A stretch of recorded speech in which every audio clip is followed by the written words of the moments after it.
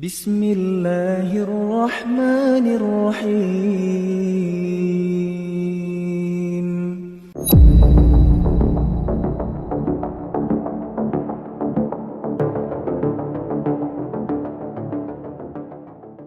Umar ini dipanggil, Nabi yang memanggil dia Abu Hafs. Hafs artinya singa. Abu Hafs artinya singa. Kenapa? Karena garangnya. Dulu sebelum masuk Islam dia pemenang gulat di pasar Ukaz. Di Makkah itu ada satu pasar namanya pasar Ukaz. Kalau di Pekanbaru ada namanya pasar Senapelan, pasar bawah. Di pasar Ukaz itu setiap tahun diadakan lomba gulat. Juara bertahannya Sayyidina Umar Ibn Khattab, menang tiap tahun. Umur dia ketika Nabi dapat wahyu, beda umur dia dengan Nabi 20, bedanya 13 tahun. Kalau Abu Bakar sama Nabi bedanya 2 tahun. Jadi ketika Nabi berumur 40 tahun dapat wahyu, maka Abu Bakar umurnya 38 tahun. Sedangkan Umar dengan Nabi jarak umurnya 13 tahun. Jadi ketika Nabi dapat wahyu umur 40 tahun, maka umur Umar waktu itu 27 tahun. 27 kalau sekarang ya masih anak muda lah. Selesai S1 23, ambil S2 3 tahun 26, kemudian sedang S3 semester 2 27 tahun. Anak muda sedang segar-segarnya. Itulah dia Umar bin Khattab, pemenang juara gulat bertahan. Maka ini Umar bin Khattab, Nabi ingin betul supaya dia ini masuk Islam. Sampai Nabi berdoa, Allahumma a'izzal Islam bi Umaraini. Tolonglah Islam ini dengan dua Umar ya Allah. Ada 2 Umar di Makkah yang waktu itu hebat betul. Ya Allah, tolonglah Islam ini. Kalau masuk Islam 2 Umar ini, insya Allah kuat Islam ini. 1 Umar bin Khattab, 1 Umar bin Hisham. Kalau saya sebut Umar bin Hisham, banyak orang tak tahu. Tahu Umar bin Hisham? Tidak. Kalau saya sebut nama kerennya, tahu. Umar bin Hisham, Abu Jahal. Sedangkan ini Abu Hafs, Abu Jahal, si goblok, bodoh. Abu Jahal itu apa artinya Ustaz? Bongak. Sedangkan ini Abu Hafs, singa, perkasa. Nabi minta pada Allah, ya Allah, kalau bisa 2 orang Umar ini masuk Islam, mantap Islam ini. Dan Umar bin Khattab masuk Islam. Abu Jahal mati dalam keadaan kafir. Tapi masuk Islamnya tak cepat, lama.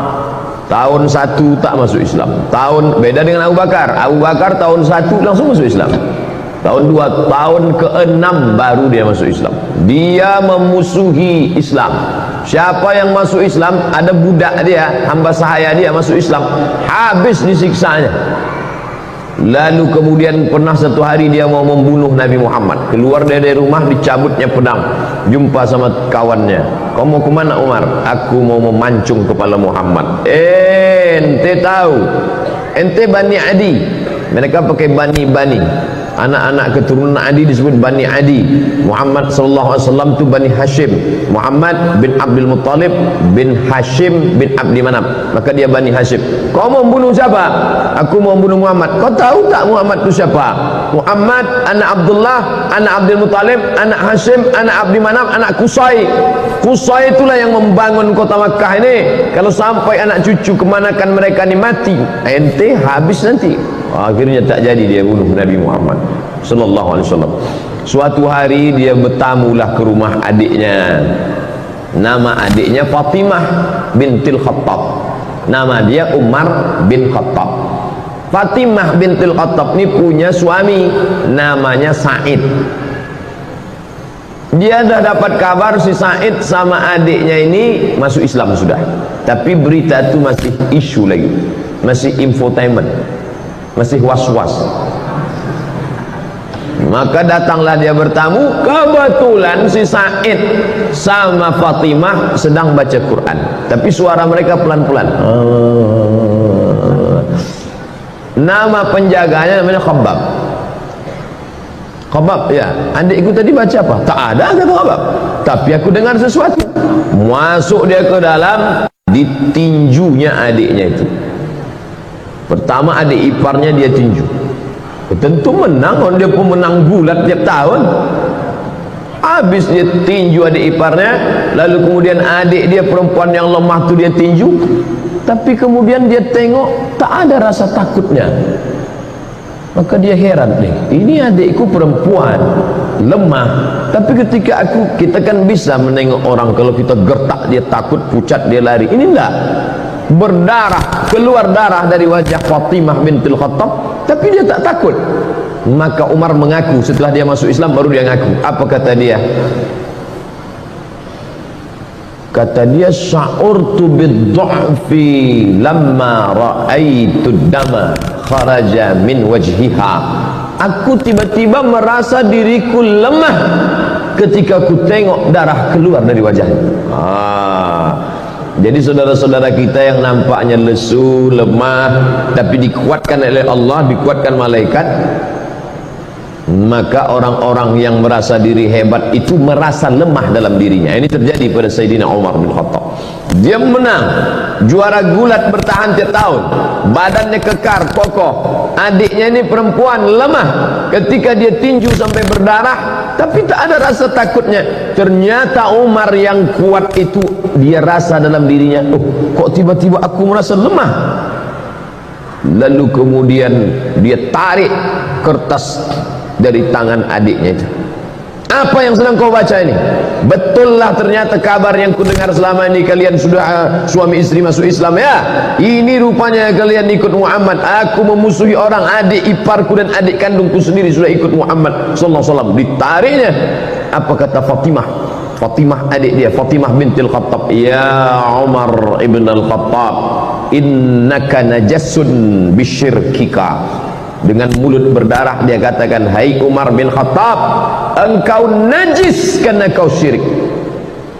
Bukan dia takut, ada kekuatan dalam dirinya. Umar yang sedang down, sedang rasa lemah, menengok adiknya tegar, malah kata-katanya, innaka najasun, kau najis karena kau syirik, maka kau tak layak, la yamassuhu illa tahirun, tidak ada yang layak memegang lembaran ini. Waktu itu belum ada Quran 30 juz. Jangan bayangkan Umar memegang besar begini. Enggak, lembaran-lembaran, suhuf namanya, lembaran, selembar-lembar. Ada ditulis di tulang onta, ada ditulis di pelepah korma, ada ditulis di batu-batu. Tapi ada kertas yang masuk, karena Mesir sudah ada kertas, mereka sudah punya hubungan dagang. Orang-orang Yahudi sudah ada mulai ketemu kertas, tak banyak. Salah satu kertas itu dipegang oleh Fatimah, ditarik oleh Umar bin Khattab. Ketika itu bangkit keberanian Fatimah karena membela Quran, tak boleh dipegang oleh orang bernajis. La yamassuhu illa tahirun, tak boleh memegang ini kecuali orang yang suci. Tiba-tiba Umar yang perkasa itu meletakkan lembaran itu, dia mandi. Dia rasa diri dia lemah, adiknya yang berdarah ini kuat. Ini menunjukkan bahwa fisik kita ini sebenarnya hanya casing, sampul saja, tapi di dalam itu ada kekuatan ruh yang luar biasa. Perempuan lemah, mulut berdarah, tapi kalau kuat ikatannya dengan Allah, dia kuat.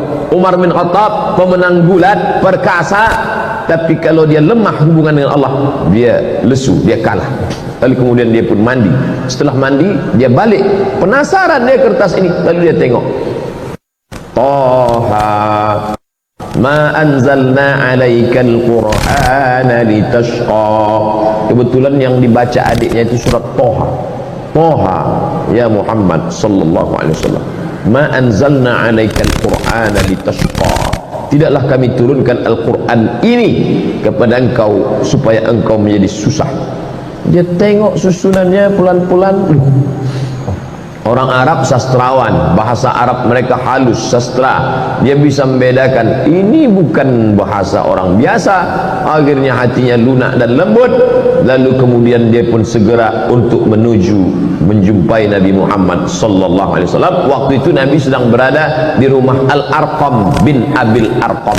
Itu markas mereka berkumpul di kota Makkah Al-Mukarramah. Masih dakwah sembunyi-sembunyi, tak ada berani terang-terangan.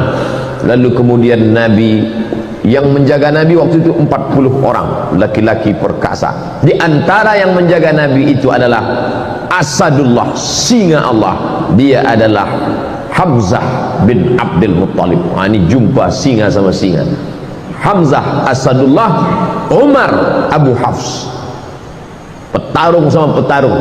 Lalu Umar pun masuk ke dalam rumah Al-Arqam bin Abil Arqam. Maka yang pertama kali menyambut dia adalah singa, disambut oleh singa. Apa kata Hamzah bin Abdul Muttalib? Kalau kau datang untuk menyerah, kami terima engkau. Tapi kalau kau datang untuk membunuh Muhammad, qatalnaka bisayfik, kami akan bunuh engkau bukan dengan pedang kami bunuh engkau dengan pedang engkau sendiri. Penghinaan yang luar biasa.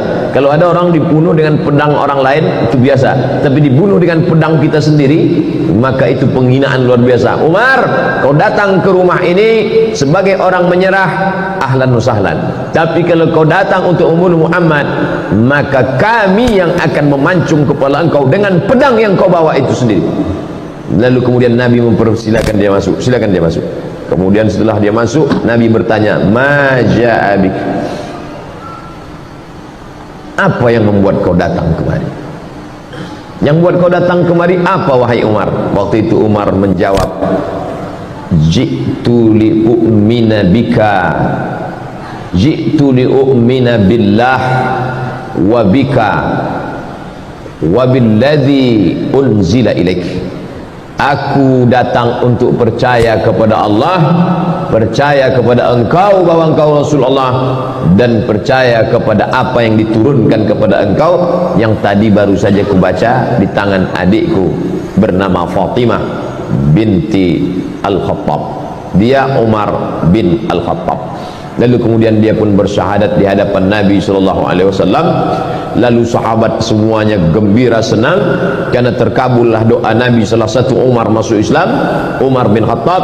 Lalu sahabat bertanya, "Alasna alal haq?" Apakah kita ini dalam kebenaran? Apa kata Umar? Untuk apa lagi kita bersembunyi? Maka sejak itulah orang berani membaca Quran dengan suara jahar. Sebelumnya kalau baca Quran seperti dengungan tawon di dalam sarang. Setelah Umar bin Khattab masuk Islam, mereka berani karena ada dua singa yang sudah mengawal Nabi Muhammad sallallahu alaihi wasallam. Yang satu Hamzah bin Abdul Muttalib Asadullah, yang satu lagi adalah Umar Al-Faruq Abu Hafs. Maka mereka baca Bismillahirrahmanirrahim, Taha ma anzalna alaikal Qur'ana litashqa. Maka mereka lantang membacanya. Lalu kemudian Islam pun menjadi kuat dengan berbagai cobaan dan ujiannya, sampailah pada masa hijrah. Lalu kemudian Umar bin Khattab termasuk orang yang pertama golongan yang ikut hijrah bersama Nabi Muhammad sallallahu alaihi wasallam. Jadi kalau Nabi hijrah umurnya 53 tahun kurang 13, berarti Umar waktu hijrah itu umurnya 40 tahun. Sebayalah dengan saya sekarang 40 tahun. Umar bin Khattab waktu itu macam saya, tapi badannya tak macam saya. Itu dia kena juara gulat, dia tegak. Umar bin Khattab tinggi, besar. Lalu kemudian dia pun pindah ke kota Al-Madinah Al-Munawwarah mengikuti Nabi sallallahu alaihi wasallam. Anaknya dinikahkannya dengan Nabi sallallahu alaihi wasallam, itulah bernama Hafsah Ummul Mukminin. Makanya Abdullah bin Umar banyak meriwayatkan hadis. 7 di antara sahabat Nabi yang banyak meriwayatkan hadis adalah Abdullah bin Umar. Kenapa Abdullah bin Umar bisa banyak hadisnya? Karena dia punya kakak menikah dengan Nabi, maka dia bebas main jalan di rumah Nabi, yaitu Hafsah. Maka Nabi itu abang ipar dia. Lalu kemudian setelah Nabi meninggal, naiklah penggantinya yaitu Abu Bakrin Siddiq. Bermusyawarah mereka di satu tempat namanya Saqifah Bani Sa'idah. Nanti Bapak Ibu pergi umrah, ini Masjid Nabawi mengarah ke kiblat, tengok di sebelah kanan masjid Setelah keluar dari pintu Babus Salam, terus saja setelah Museum Al-Quran, Museum Asmaul Husna, di sana itu ada taman, hotel keliling, tapi yang di situ tetap taman, memang tak boleh dibangun. Itulah dia Saqifah Bani Sa'idah. Di situ mereka bermusyawarah siapa yang akan mengganti kepemimpinan Madinah setelah Nabi Muhammad sallallahu alaihi wasallam meninggal. Naik Abu Bakar Siddiq 2 tahun, meninggal Abu Bakar, dilantiklah Sayyidina Umar. Khalifah artinya pengganti.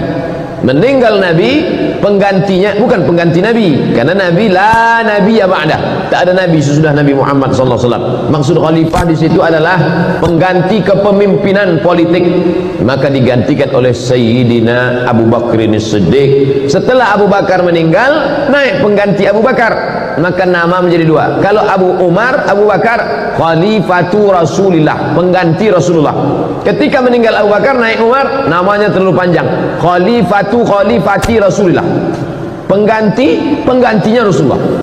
Maka ini namanya tidak menarik. Masa namanya siapa itu? Khalifahnya Rasulullah. Nanti kalau tiga, Khalifah Rasulullah. Maka muncullah nama baru, dia dipanggil dengan Amirul Mukminin. Dialah pemimpin pertama yang dipanggil dengan Amirul Mukminin, Umar ibn Khattab. Kalau Khalifah, Abu Bakar As-Siddiq. Amirul Mukminin, Umar bin Khattab. Di masa pemerintahan Umar bin Khattab muncul ijtihad baru. Pertama, dibentuknya syurtah, polisi. Pada masa Abu Bakar tak ada. Pada masa Umar, situlah ada kepolisian kota Madinah Al-Munawwarah. Pada masa Umar bin Khattab, tentara dikasih gaji bulanan, rawatib namanya. Sebelumnya tak ada. Sebelumnya kalau perang, habis perang baru dapat harta rampasan perang, ghanimah namanya.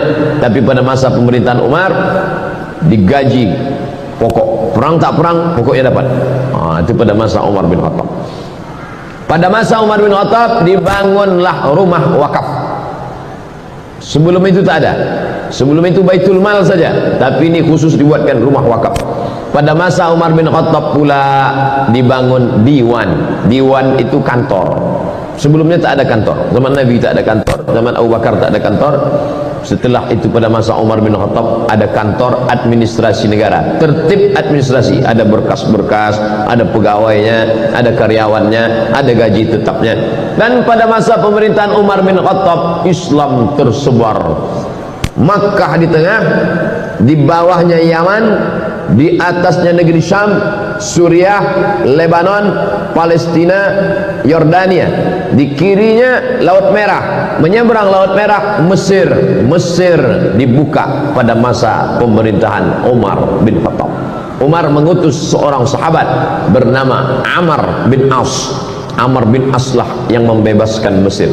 Jangan katakan eksploitasi, jangan katakan ekstradisi, jangan katakan ekspansi. Ini banyak ini anak-anak mahasiswa menulis ekspansi Umar bin Khattab ke Mesir. Ekspansi sama dengan penjajahan, perluasan kekuasaan.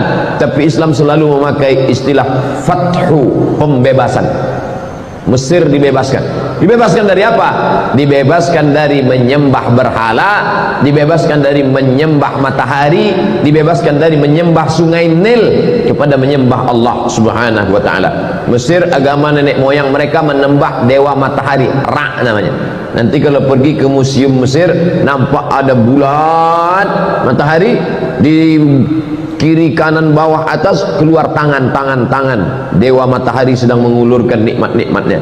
Karena kalau matahari tak ada, maka tidak akan tumbuh gandum. Kalau gandum tak tumbuh, tak akan mati, tak akan makan, mereka akan mati.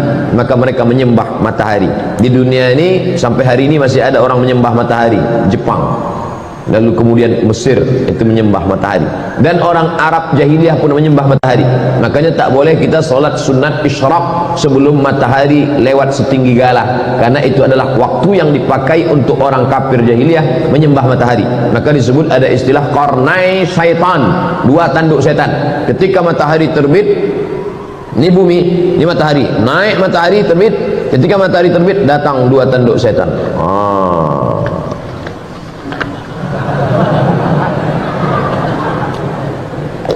Alhamdulillah kita tak ada menyembah matahari lagi. Buya Hamka dulu pernah dipaksa untuk menyembah matahari. Ai, kata penjajah Jepang, tak mau Buya Hamka. Ini tentang menyembah matahari. Lalu kemudian masuklah Kristen ke Mesir, dan orang Mesir pun beragama Kristen Ortodok Koptik, tidak Katolik. Sedangkan Romawi Katolik, Mesir Koptik, beda mazhab. Maka Katolik menjajah Koptik. Begitu ceritanya. Orang Koptik Mesir ini merasa terjajah oleh Romawi yang Katolik. Datanglah Islam membebaskan mereka dari penjajahan. Bukunya ditulis oleh Syekh Muhammad Al-Ghazali, gurunya Syekh Yusuf Al-Qaradawi. Makanya Mesir itu masuk Islam tidak dengan perang. Kenapa? Karena mereka merasa dibebaskan oleh orang Islam. Ketika datang Inggris setelah zaman kemerdekaan, datang Inggris bertahan di Mesir. Kata mereka, kami Inggris di Mesir bukan mau menjajah Mesir, tapi karena ingin menjaga saudara-saudara kami yang Kristen Koptik ini. Naiklah paus Mesir. Mesir punya paus sendiri. Dia tak mau ikut paus Benedictus Franciscus yang menggantikan Benedictus, menggantikan Paus Paulus. Begitu sanadnya ke atas. Yang sekarang ini Franciscus menggantikan Benedictus, menggantikan Paulus, sampailah ke atas. Kami di sini bukan menjajah Mesir, kata orang Inggris. Kami di sini bukan menjajah Mesir. Kami mau menjaga keamanan saudara-saudara kami supaya jangan sampai dibunuh oleh orang Islam yang teroris-teroris ini, katanya. Maka naik paus Koptik ke atas mimbar Al-Azhar. Naik dia ke atas, apa kata dia? Kalau keberadaan Inggris di sini untuk menjaga kami yang Kristen Koptik, biarlah kami mati di tangan saudara kami yang Islam ini, karena kami dulu pun dibebaskan oleh mereka. Pidato itu dicatat dengan tinta emas. Makanya Islam kalau dia kuat, dia besar, dia justru menjadi rahmat bagi semesta alam. Bayangkan berkelahi antara Koptik dengan Ortodok, Ortodok Koptik berkelahi dengan Katolik, justru yang menolongnya adalah umat Islam. Bukti bahwa Islam tidak menghabisi minoritas. Sampai hari ini gereja-gereja tetap tegak di Mesir. Gereja paling tua gereja Saint Catherine yang ada di bawah bukit Jabal Musa. Nabi Musa menerima wahyu naik ke atas, di bawah itu ada satu gereja, gereja Saint Catherine, Saint perempuan suci, Catherine. Dia ditekan oleh penjajahan, lari dia buatnya situ gereja, masih ada sampai sekarang. Saya waktu naik ke atas bukit Tursina, kami tengok, loh kok ada gereja di bawah? Ini gereja Saint Catherine. Seandainya Umar bin Khattab waktu itu mau, bisa diratakannya semua. Itu yang kafir-kafir itu, matikan mereka semua. Nah, mana Islam pernah berkuasa di India, beratus tahun Islam berkuasa di India. Orang Hindu masih tetap ada. Kalau Islam itu ekstrim, tak ada lagi Sanjay Dutt, Shahrukh Khan, Amitabh Bachchan, udah habis itu semua udah. Islam berkuasa di Indonesia, bumi Melayu, kerajaan Siak Serindrapura, Candi Muara Takus. Bukti. Jadi bagi orang-orang yang masih juga mengatakan kami takut kalau Islam dibangkit, nanti Islam akan membunuh kami. Islam, ente kemana aja selama ini? Tak ente tengok bagaimana Mesir tetap tegak berdiri. Maka mereka berbondong-bondong masuk Islam karena Islam datang membawa rahmatan lil alamin. Lalu kemudian Palestina yang waktu itu dipegang kuncinya oleh Kristen Ortodok dan Islam menguasai Palestina dengan damai. Dia tak mau menyerahkan kunci ini kepada tentara-tentara.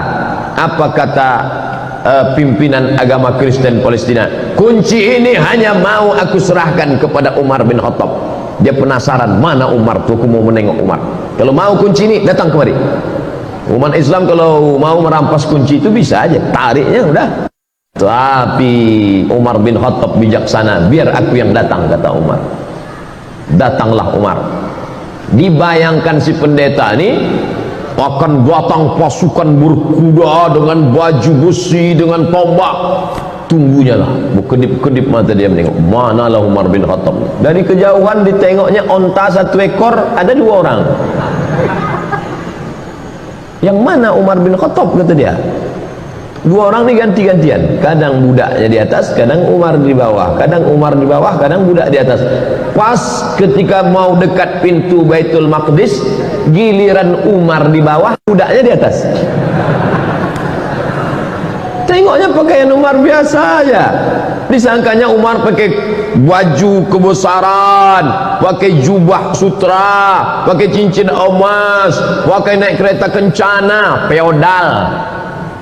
Umar tu low profile. Tengoknya Umar, yang mana Umar bin Khattab? Ini dia. Ini Umar bin Khattab yang menguasai dari Yaman sampai ke Palestina sampai ke Mesir itu. Ya, inilah dia. Kata mereka terkejut. Lalu kemudian Umar dipersilakan solat di gereja tempat lahirnya Isa alaihissalam. Silakan Umar solat. Umar tak mau. Solat dia di depan gereja. Ini gereja, solat dia di depan gereja. Selesai dia solat, orang bertanya, kenapa kau tak mau solat di dalam gereja itu Umar? Nanti kalian tengok. Sekarang barulah orang terkagum sama Umar. Kenapa? Bekas sujud Umar solat itu, itulah didirikan masjid sekarang, namanya Masjid Umar bin Khattab, berhadap-hadapan dengan katedral kelahiran Isa alaihissalam. Bayangkan kalau Umar bin Khattab solat di gereja itu, apa yang terjadi? Rata gereja itu jadi masjid.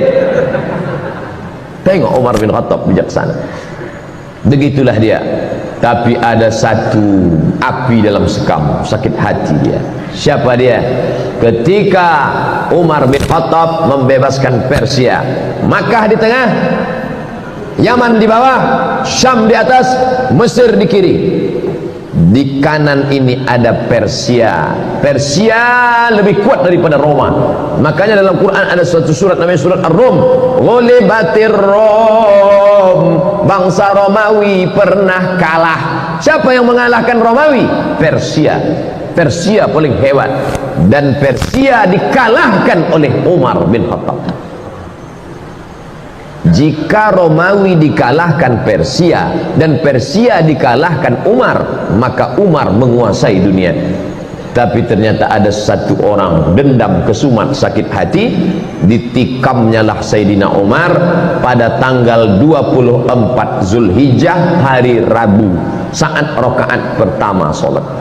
Ditikamnya pada tanggal 24, 25, 26, 27. Setelah itu tanggal 30 meninggallah Sayyidina Umar ibn Khattab pada tahun 23 Hijrah. Umurnya pas 63 tahun. Nabi Muhammad meninggal 63, Abu Bakar meninggal 63, Umar bin Khattab meninggal 63. Saya sudah hitung-hitung, insya Allah meninggal tahun 2040. Waktu itu umur saya 63. Sok mantap katanya. Kalau berlebih bonus, kalau mati besok alhamdulillah. Orang Islam tak pernah berduka cita. Allahumma ja'alil hayata ziyadatan lana fi kulli khair. Kalau aku hidup besok pagi, pahala aku bertambah, masuk ke UIN mengajar, pahala bertambah. Kalau mati aku malam ini, alhamdulillah, besok dosa tak ada. Tak lagi mata ni menengok celana pendek. Nah, oleh sebab itu maka Umar bin Khattab pun ditikam, meninggal dunialah dia pada tahun 23 Hijrah. Lalu kemudian dia dimandikan oleh anak kandungnya Abdullah bin Umar bin Khattab. Maka kita ni kalau memandikan kita tu nanti anak kandung kita yang laki-laki. Saya alhamdulillah ada anak laki-laki saya, dialah nanti yang akan memandikan saya, insyaallah. Maka Bapak Ibu sekalian, buatlah di Masjid Raya ini pelatihan memandikan jenazah. Yang ikut pelatihan itu anak-anak muda. Ini banyak dibuat pelatihan yang ikut orang tua-tua. Bapak kenapa ikut? Yang mau dimandikan ini bapak. Tak usah ikut. Anak-anak muda itu dilatih, biar nanti waktu awak mati dia mandikan kita. Kalau dia mandikan kita, takkan diambilnya gayung tinggi-tinggi. Di situ jenazah ayah sudah mau. Tentu pelan-pelan dia, kan ini ayahku dulu. Tapi kalau orang lain memandikan kita, apalagi kita waktu dulu hidup sombong minta ampun, dia ambilnya semprot dorsmir. Mana Mama Lemon gitu, siram kayak ke hidung. Makanya latihlah anak awak mandi jenazah. Ibu memandikan anak itu satu hari berapa kali? Mandi pagi, mandi siang, mandi malam, mandi, makan coklat, mandi, tumpah lontong, mandi, makan, mandi. Nah, habis itu ibu mandikan dia satu hari 5 kali. Setahun kali 5, 3 kali 5, 1500 kali ibu mandikan dia. Dan ibu minta mandikan dia sekali saja. Nah, aku mau kau mandikan aku sekali saja. Mandi apa? Mandi jenazah. Umar bin Khattab bertuah, yang memandikan dia siapa? Abdullah bin Umar bin Khattab. Yang jadi imam solat jenazahnya Suhaib. Ada orang Romawi, bukan orang Arab. Suhaib Ar-Rumi, orang Romawi yang dulu hijrah dari Makkah ke Madinah, semua hartanya diambil. Suhaib, dulu kau merantau ke Makkah ni sebatang kara, tak ada apa-apa. Sekarang kau sudah kaya, kalau kau mau ikut Muhammad, tinggal semua hartamu. Suhaib Ar-Rumi. Apa maknanya? Jangan kita pesankan nanti ambo kalau mati nan menyembayangkan ambo mesti orang payakumbuh. Aku kalau mati nanti, maka yang menyembayangkan aku orang dari Mandailing Natal saja.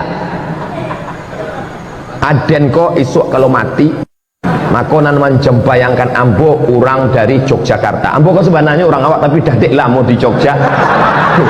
Maka bantu ikolah bahasa ambo.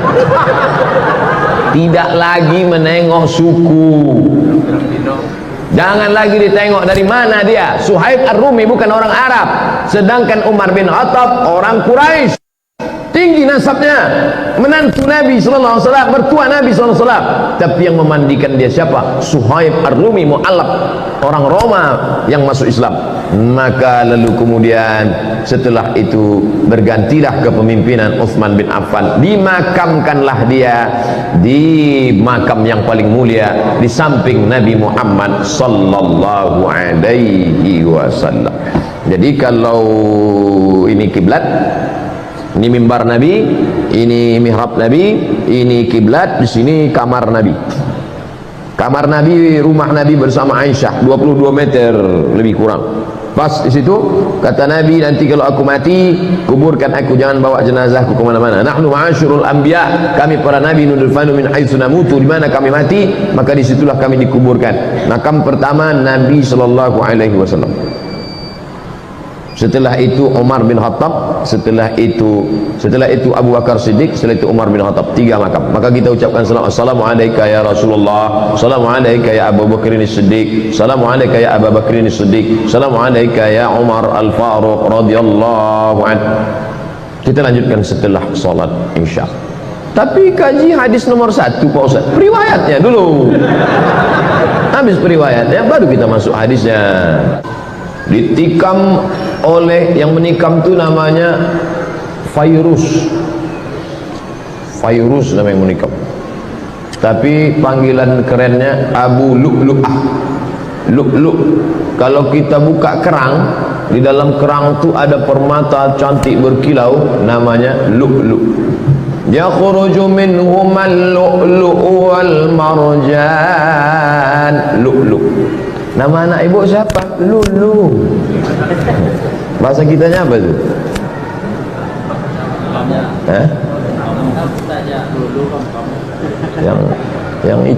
Yang di dalam kerang itu apa namanya?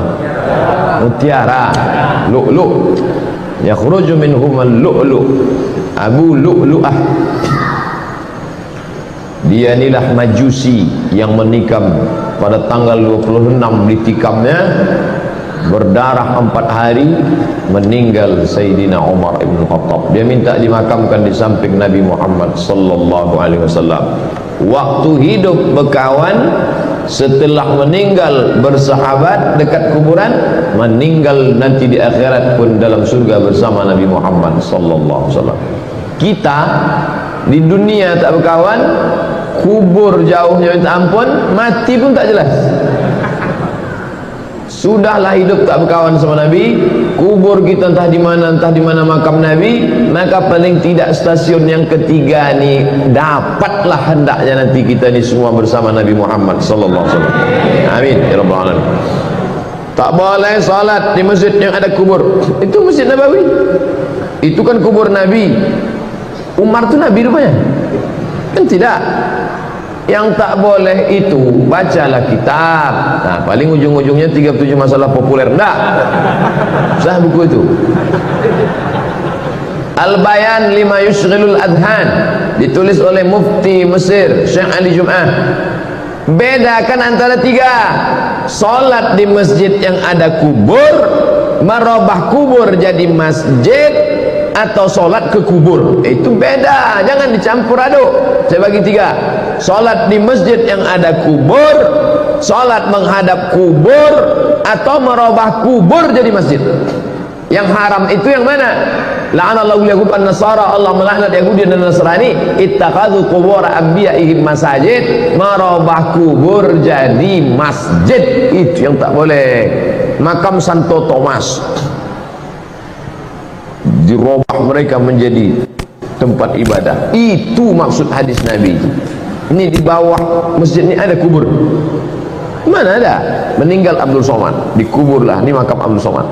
Setelah itu tak lama datang traktor meratakan. Habis itu di masjid dibangun masjid di atas. Silakan solat di masjid. Masjid apa namanya? Masjid As-Somadiyah. Haram solat masjid. Nah, sekarang diisukan kemana-mana, tak boleh solat masjid al-kubur, tak boleh solat masjid al-kubur.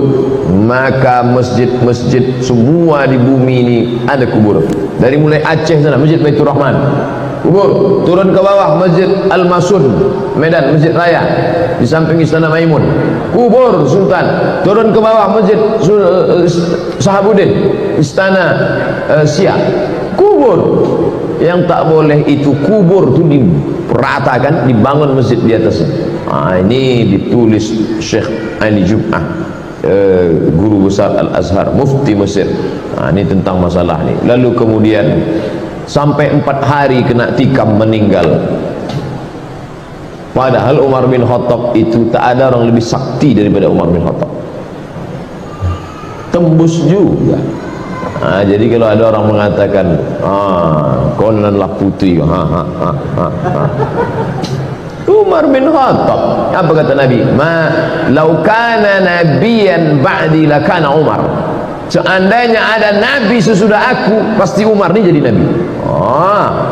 Bagaimana iman Umar? Masalaka Umar fajjan qattu illa salaka syaitanu fajjan ghaira fajjika. Seandainya Umar lewat di suatu jalan, maka setan akan mutar di jalan yang lain. Kalau Umar bin Khattab lewat di jalan Ahmad Yani, maka setan mutar ke jalan Sudirman. Takut dia seperjalan. Kita bersanding-sanding sama setan. Kan jauh dari setan. Tidur sama setan, makan sama setan, WC sama setan. Umar bin Khattab luar biasa, tapi dia meninggal. Apa yang diinginkan Allah? Allah ingin dia mati syahid. Yang menikamnya itu Fairuz Abu Lu'lu'ah. Inilah majusi yang jahat. Ada pula orang membangun makamnya. Makam Fairuz Abu Lu'lu'ah dibangun mogah, pakai lampu-lampu, pakai taman-taman. Siapa yang membangunnya? Syiah. Kata mereka ini pahlawan karena sudah berhasil membunuh orang paling jahat di dunia, yaitu Umar bin Khattab, karena merampas kekuasaan Sayyidina Ali bin Abi Thalib. La haula wala quwata illa billahil aliyil azim. Tidak ada konflik antara Umar dengan Ali. Tahu tidak? Umar punya istri namanya Ummu Kulthum. Ummu Kulthum. Ummu Kulthum itu anak siapa? Anak Sayyidina Ali. Ali menikahkan anaknya kepada Umar. Jadi kalau ada orang mengatakan Umar dengan Ali itu bermusuh bebuyutan, Pak Ustaz, la ilaha illallah. Bacalah balik. Tidak ada permusuhan antara Ahlul Bait dengan Umar bin Khattab. Cintanya Ali kepada Umar, dinikahkannya anak gadisnya namanya Ummu Kulthum dengan Umar bin Khattab. Umar nama. Kalau memang benci kita sama orang, takkan kita pakai namanya. Tapi Ali punya anak, dibuatnya 2 kali Umar. Umar Wahid, Umar Sani. Umar Cie, Umar Duo. Sakingkan cintanya dia kepada Sayyidina Umar bin Khattab.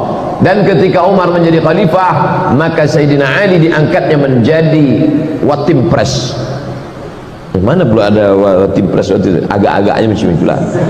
Dewan Pertimbangan Khalifah Watim Fah Sayyidina Ali bin Abi Talib.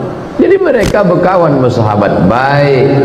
Maka kata Sayyid Muhammad Alawi Al-Hasani Al-Maliki, ulama hadis dari Makkah, kalau kau tengok ada orang berilmu tapi mencaci maki sahabat Nabi, itu adalah khatul ahmar, garis merah. Jangan kau ambil ilmu dari dia. Kalau ada nanti ustaz mencaci maki Abu Bakar, mengejek-ejek Umar, bahkan apa pesan Imam Syafi'i, kalau kau solat tiba-tiba imammu itu Syiah, jangan kau belakang dia, pergi sana cari, tak usah kau solat sama dia. La tusalli khalfa Rafidhi, jangan kau solat di belakang Syiah Rafidah. Al-Buwaiti bertanya, sifhum lana, bagaimana kami tahu dia Syiah? Jubahnya sama, sorbannya sama, bagaimana kami tahu dia Syiah? Man qala inna Aba Bakrin wa Umar laysa bi imamaini fahuwa Rafidhi. Siapa yang mencaci maki Abu Bakar dan Umar, maka itu salah satu Syiah Rafidah.